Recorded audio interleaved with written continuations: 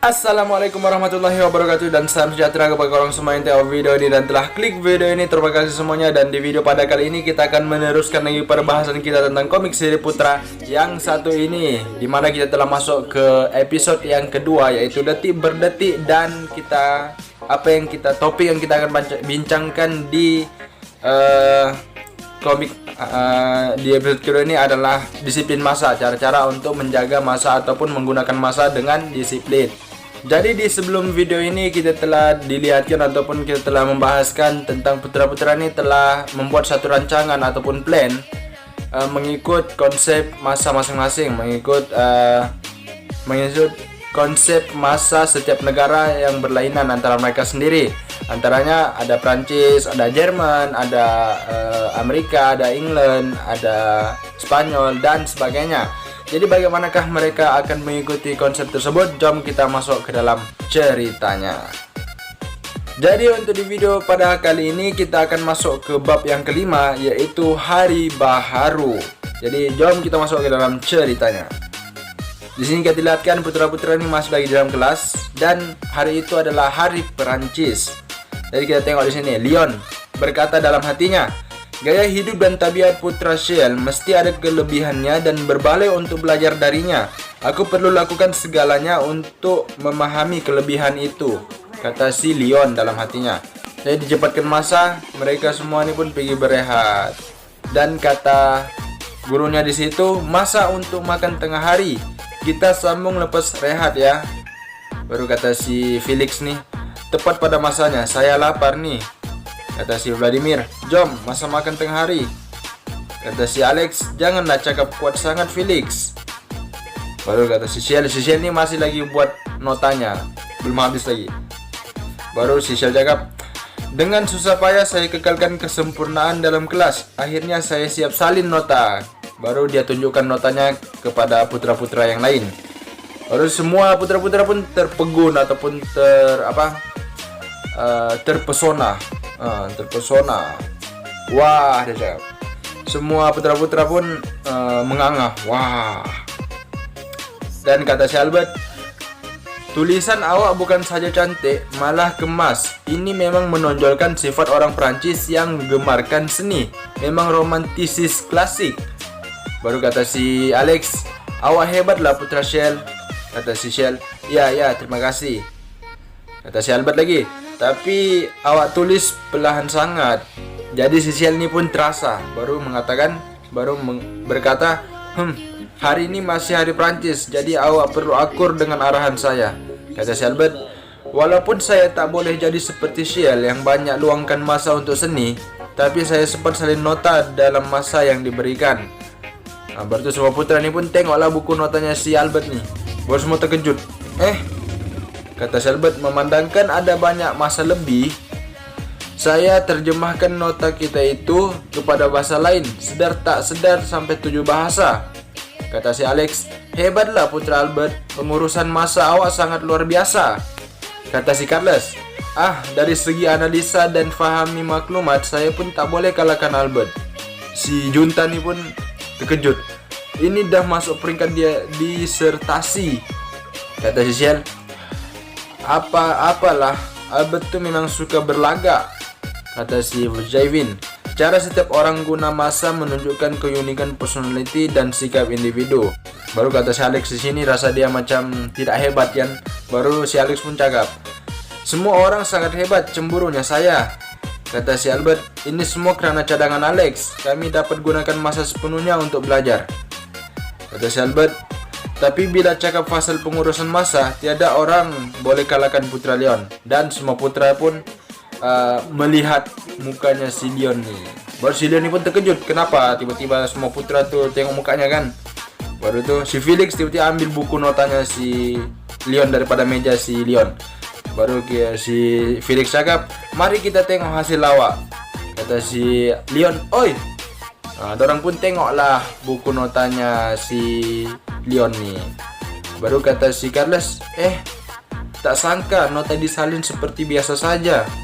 Baru kata si Albert, awak ada masalah ke tadi Leon? Kata si Leon, Saya sedar betapa sukarnya hendak sesuaikan diri dengan konsep masa orang lain. Dan bila saya tengok orang lain berjaya buat, saya rasa gagal.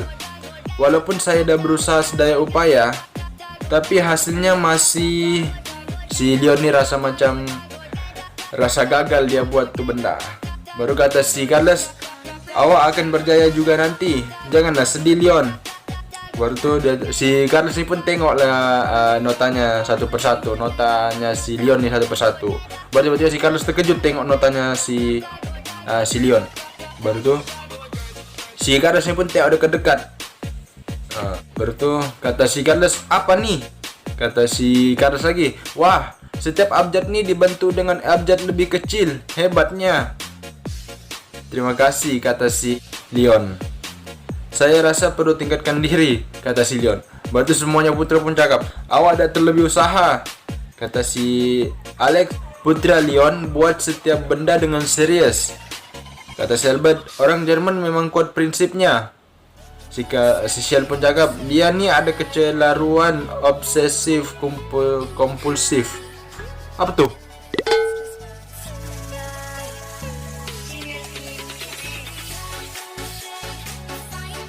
Si Felix pun berkata, lama lagi ke saya dah ke Bulur nih.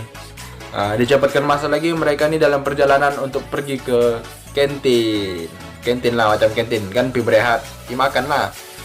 Jadi di koridor ataupun di luar kelas, semua pelajar-pelajar yang lain ni pun rasa senyum-senyum lah. Baru tu dorang pun cakap, mereka sungguh bergaya. Kalaulah saya pun dalam kumpulan tu, kata si Shell dengan putra-putra ni, hari ini hari Prancis. Untuk tunjukkan betapa kami serius tentang makanan, saya akan bawa awak semua ke restoran yang menyajikan makanan Prancis asli. Baru semua putra ni pun terkejut, termasuk si Albert dan si Carlos. Baru tu kata si Albert dan si Carlos, apa? Semua terkejut. Baru kata si Shell, kenapa? Awak tak puas hati dengan cadangan saya ke? Kata si Carlos dengan si Albert, bukan, tak ada apalah. Baru kata si Shell, baik, jom pergi. Kata si Alex, dia bisik kepada si Albert, kenapa semua orang terkejut tadi? Kata si Alex lagi, cadangan makan di restoran Prancis tu bunyinya sedap saja. Baru kata si Albert, awak dah lupa, kami pernah beritahu masa majlis santapan aluan tu. Hidangan asli Prancis boleh ambil masa 3 hingga 4 jam untuk siap. Kata si Albert, maksudnya kita tak payah fikir fasal nak masuk kelas lah lepas ni, kata si Albert. Lalu si Leon ni pun rasa macam bersalah, rasa macam habislah, tak boleh masuk kelas. Lepas tu dicepatkan masa. Pada malam tersebut mereka pun ada di asrama. Lepas tu kata si Alex, hari Prancis dah berakhir, best. Kata si Shell, saya harap awak semua nikmati hari ini dengan penuh elegan dan gembira. Walaupun bagi orang Prancis ini hanya sebahagian daripada kehidupan harian mereka, tapi bagi awak semua ini tentu satu pengalaman baharu yang berharga. Sebagai wakil Prancis, saya alu-alukan awak untuk jalani hidup seperti orang Prancis bila-bila masa awak suka. Semuanya pun bertepuk tangan sambil tersenyum. Dan kata si Alex, demi persefahaman dan selesaikan konflik antara negara, hari ini adalah satu langkah sangat positif. Jadi saya harap semua orang boleh catatkan hari berharga ini dalam diary masing-masing ataupun dalam diary masing-masing. Baru kata si Junta dalam hatinya, saya rasa kita patut bincang dengan serius. Apa alasan kita nak beritahu cikgu sebab tak datang kelas tadi? Kan sebab orang tunggu masakan ataupun makanan Prancis ni sampai 3-4 jam. Sampaikan mereka ni tak ada masa sudah untuk masuk ke dalam kelas lagi. Baru kata si Felix dan juga si Shell, cadangan yang bagus. Saya tak tahu apa saya patut tulis, kata si Felix. Kata si Albert, awak patut tengok buku Leon. Tengok tu, dia tak perlu fikir pun apa nak ditulis. Mesti hari ini dia banyak belajar fasal kehidupan. Jadi apa yang ditulis oleh si Leon tu? Jom kita tengok. Di sini ya. Hari ini hari Prancis. Aku tak pernah tulis dengan perlahan sebelum ini dan terasa seperti kena tunggu berkurun lamanya untuk makan makanan premis. Dan di situ dia catatkan tempat-tempat yang tidak sesuai didiami orang Jerman di dunia ini. Antaranya adalah Perancis, Gurun Sahara, dan juga Arktik. Dan dicepatkan lagi masa, mereka pun tibalah hari kedua. Hari siapa? Jom kita tengok. Jam sekarang, dan di pagi hari mereka telah mulakan hari mereka. Dan mereka bangun. Dan jam loceng pun berbunyi. Ring. Jam menunjukkan jam 6.30 menit pagi.